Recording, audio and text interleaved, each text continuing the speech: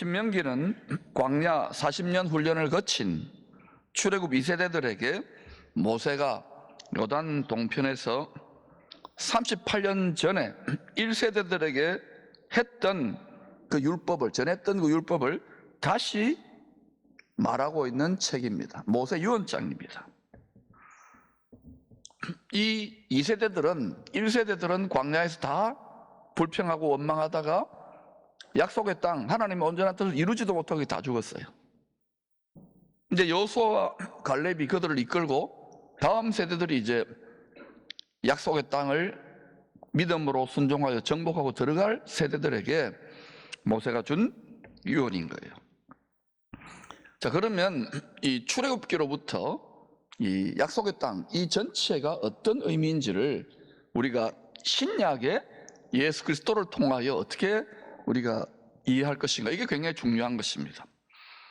우리는 아브라함의 혈통적 후손은 아니지만 믿음의 조상, 믿음으로 하나님의 의를 옷 입는 아브라함의 후손입니다. 우리도. 아멘. 믿음의 후손인 거예요. 아브라함이 많은 민족의 조상이 된다는 말은 천국 백성들의 믿음으로 들어가는 나라 천국 아닌가, 그 천국 백성들의 조상이 되었다는 거예요. 이삭을 바침으로, 독생자를 바침으로. 애굽은 뭐냐? 죄 많은 세상입니다. 나가보면 세상 사람들, 이 세상 사는 사람들이 삶의 동기와 목표가 완전히 다르잖아요. 그 애굽, 이 세상의 그 임금인 바로 왕은 이 세상 임금, 이 세상의 신의 예표입니다. 바로 왕은 태양신이었고 세상 임금이었어요. 다시 말하면 그리스도의 뜻을 대적하는 적 그리스도의 예표입니다.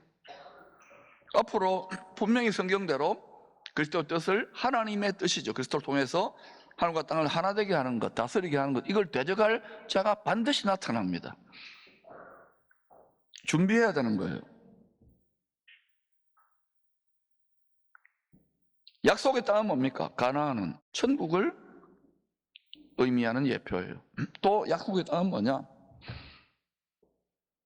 주님이 그리스도로 다시 오셔서, 메시아로 다시 오셔서 이루어질 이 땅의 안식의 나라, 평강의 나라, 천년왕국을 말합니다. 물론 성경 해석의 관점에서 천년왕국을 인정 안 하는 분도 있지만 저는 천년왕국을 인정합니다. 그래야 구약과 신약이 이게 짝이 맞아 들어가요. 일단 그렇게 여러분 이해를 하고 계십시오. 약속의 땅은 천국의 예표다. 출애굽은 뭡니까? 유월절 어린 양 예수 그리스도의 피로 구원받는 사건의 그림자입니다. 이미 우리는 이 세상으로부터 구별되어 예수의 피로 구원받은 거예요. 출애굽한 거예요. 요한계시록 15장을 읽어보셔요. 그 구원 사건의 그림자가 출애굽입니다. 그 광야는 뭐냐, 그죠? 자, 여러분이 예수 믿기 전에 또는 예수를 종교적으로 왔다 갔다 하고 내 마음대로, 내 정욕대로 믿다가 어느 순간 은혜 받고 이제 말씀대로 살아보아야지, 이렇게 이제 결단하고 살기 시작하면 어떤 일이 합니까? 이 세상이 더 이상 똑같은 세상이 아니에요. 구별된 세상으로 다가오면서 어떤 광야가 전개되는 거예요. 그 전까지는 교회 다녀도 뭐 예사로 죄 짓고 모태신앙에도 엉망진창으로 살 수 있잖아요. 세상 사람도 더 못하게 살 수 있어요. 교회 와서는 뭐 그냥 뭐 부모나 누구로부터 뭐 물려받은 신앙이니까 뭐 그냥 내 욕심을 따라 생활할 수 있는데, 그런데 어느 순간 은혜가 임하고 구별되게 살기 시작하고 말씀에 순종하기 시작하면 똑같은 세상이었는데 광야로 바뀌는 거예요. 그 광야 학교에 입학한 거예요. 그 뭐를 배우느냐? 이 세상의 우상, 이 세상의 성공, 이 세상의 어떤 걸 의지하지 않고 광야에서 오직 나의 생사화복과 나의 먹을 거 입을 거, 자녀, 직장 모든 것의 공급원이, 만복의 근원이, 생수의 근원이 주 예수 그리스도고 하나님이라는 것을 철저하게 배우는 체험 삶의 현장이에요. 아마 여러분 중에 예수 믿고 처음에는 그냥 세상이나 교회나 뭐 별 다를 바 없이 그냥 종교적으로 그냥 위로받으려고 왔다 갔다 하다가 어느 순간부터 여러분 갑자기 광야가 전개되고 막 어때요? 무엇을 먹을까 무엇을 마실까 내 뜻대로 안 되고 막 괴로운 분들이 있을 거예요. 은혜는 임하고 구름 기둥 불 기둥이 막 인도해 가긴 하지만은 하나님도 은혜가 있지만은 광야인 거예요. 그런 분들은 왜 그런 막 내 뜻이 이루어지지 않고 뺑글뺑글 돌까요? 그 이유는 간단해요. 하나님의 말씀대로 순종할 수 있는 능력을 훈련하는 거예요. 이 사실을 모르면 이 광야 40년이라는 것은 우리 이 광야 같은 세상에서 한평생 예수 믿는 삶을 말하는데 그 광야 40년 동안 계속 뭐 하느냐? 하나님께 불평하고 원망하고 다른 사람들 자기가 속이 괴로우니까 이렇게 저렇게 싸우고 다투고 욕심 부리다가 끝나는 거예요. 그러더라도 예수의 보혈의 피의 은혜, 어린 양의 피 은혜로 의롭다 하나님이 그렇게 해주지만 아버지의 온전하신 뜻, 아버지를 기쁘시게 하는 뜻을 이루지도 못하고 그냥 부끄럽게 구원받는 거예요. 상이 없어요. 면류관이 없어요. 그래서 광야 같은 인생에서 신앙생활 하는 동안 반드시 우리 자신뿐만 우리 자녀들까지 또 이 나라의 많은 사람들 복음을 받아들일 수 있는 사람들에게 하나님 말씀에 순종하는 삶의 방식을 이 세상에서 구별되게 사는 방식을 능력으로 옷 입혀야 될 줄로 믿습니다.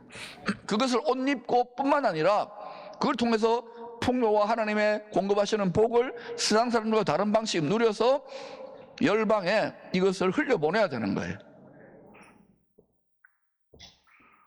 신명기 8장은 크게 세 가지 내용으로 구성되어 있습니다. 첫 번째, 애굽의 압제에서 구원하여 광야로 인도하시는 이유입니다. 왜 하나님은 좋으신 아버지면서 우리를 바로 낙원으로 인도하시지 않고 광야로 인도할까요? 신명기 8장 2절입니다. 같이 읽을까요? 내 하나님 여호와께서 이 40년 동안에 내게 광야길을 걷게 하신 것을 기억하라. 이는 너를 낮추시며 너를 시험하사 내 마음이 어떠한지 그 명령을 지키는지 않는지 알려 하심이라. 광야로 인도하시는, 예수를 믿는데도 우리에게 가장 자비하시고 독생자를 죽기까지 내어주신 아버지 하나님이 우리를 왜 광야로 인도하시는, 낙원이 아니라 말씀에 순종하는지 테스트하기 위해서 광야로 인도하십니다. 예수 믿고 나서 오히려 거꾸로 더 힘들고 막 더 뜻대로 안 되고 막 사방으로 우겨싸임 당하고 왜 그런 일이 일어납니까? 그 상황 속에서도 너 말씀에 순종할 수 있어? 너 그 상황에서 기뻐할 수 있어? 감사할 수 있어? 찬양할 수 있어? 이거 훈련하는 거예요. 이것을 육신의 생각과 세상 사람들과 똑같은 가치관과 방식으로 하면은 예수 믿고 기도하다 막 그래도 끈기가 있는 사람은 쭉 이렇게 하실 거고, 그것도 어때요? 믿음의 기도가 아닙니다. 막 괴로워서 한풀이 하는 기도고, 안 그러면 어때요? 하다가 이거 기도하면 뭐하노? 그냥 천국 가야 되겠고 겨우 주일 한번 예배 지키거나 아니면 세상에 나가서 입도 뻥끗 못해요. 야, 내가 예수 믿는 줄 알까봐 다 이렇게 샤이 크리스찬이라 다 조심해 있는 거예요, 대부분. 그렇게 자꾸 믿는 사람들이 많아지면 교회 다 무너집니다. 하나님이 세상의 사람들, 이방 나라들을 통해서 밟아버려요. 맛을 못 내기 때문에. 그래서 망하지 말자고 지금 한국 교회가, 기쁨의 교회도 계속 외치라, 복음을 전해보라. 부족함이 있고 엉터리가 있고 연약함이 있지만 그 상처와 그 고통과 그 시행착오를 나누는 과정에서 그 자체 꺼낸 거예요. 왜?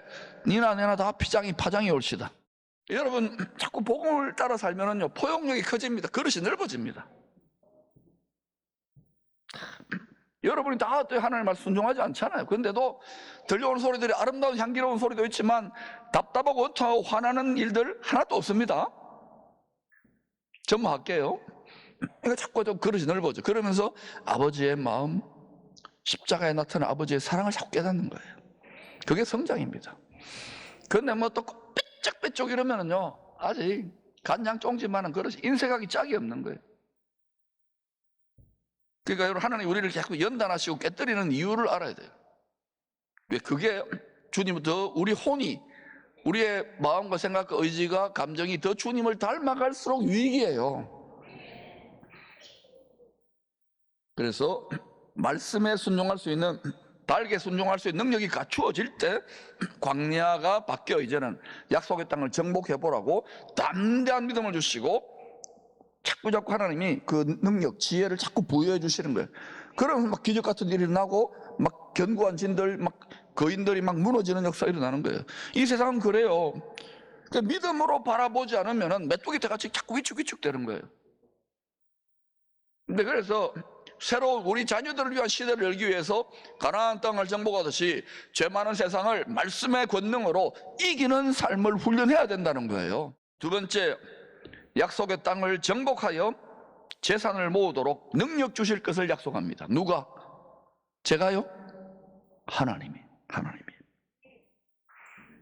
재물 얻을 능력을 받는 때가 광야 훈련소에서 열심히 공부하고 뺑뺑이 훈련 돌 때가 아닙니다.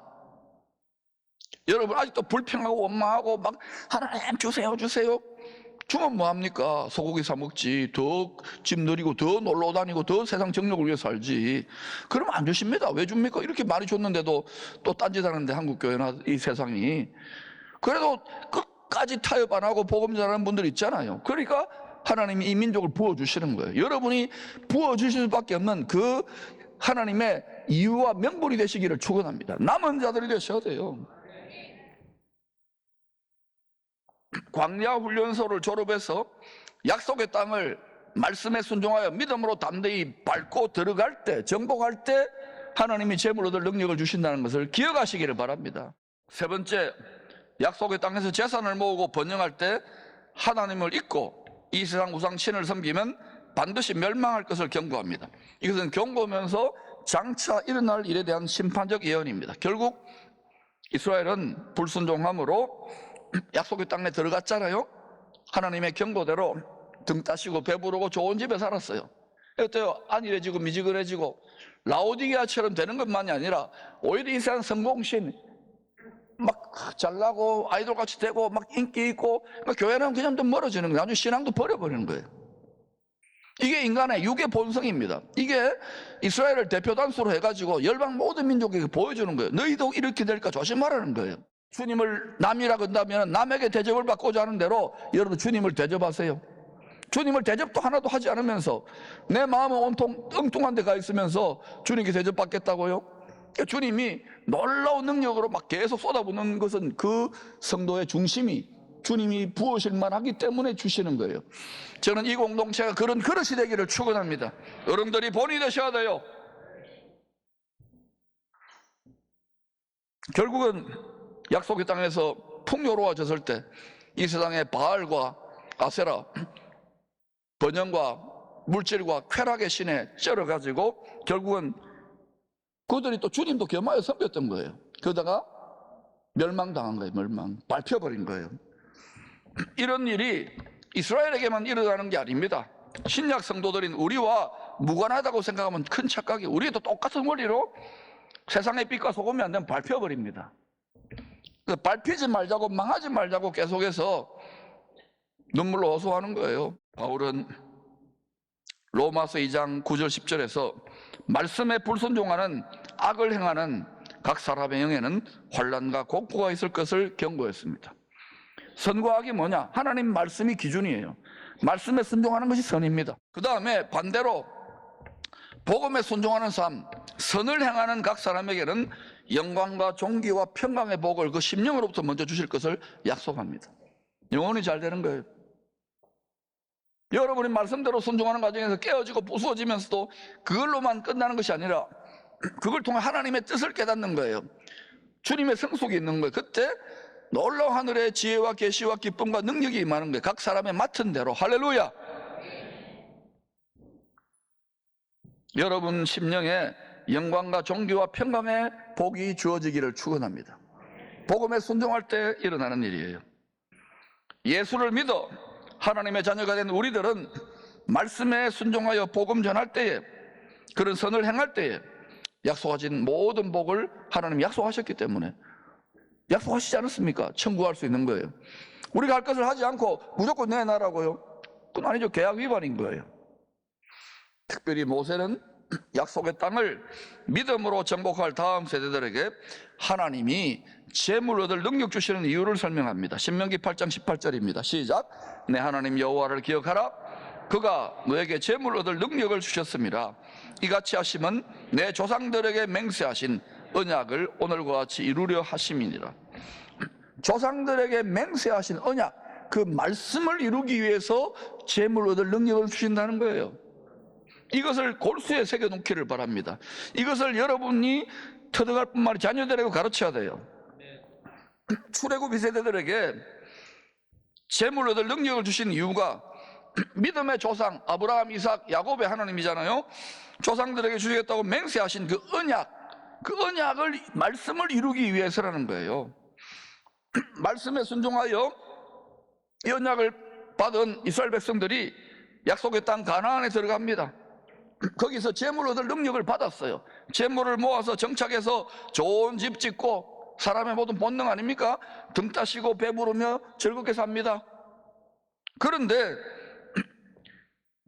결국은 경고한 대로 하나님과 재물, 하나님과 이상 우상신을 겸하여 섬기다가 결국 멸망당하는 거예요. 이스라엘은 불순종의 결과로 여러분 잘 알듯이 2000년 이상 나라를 잃고 전 세계를 떠돌아다니며 멸시와 천대를 받는 비참한 신세를 겪게 됩니다. 특히 유럽에서, 러시아에서.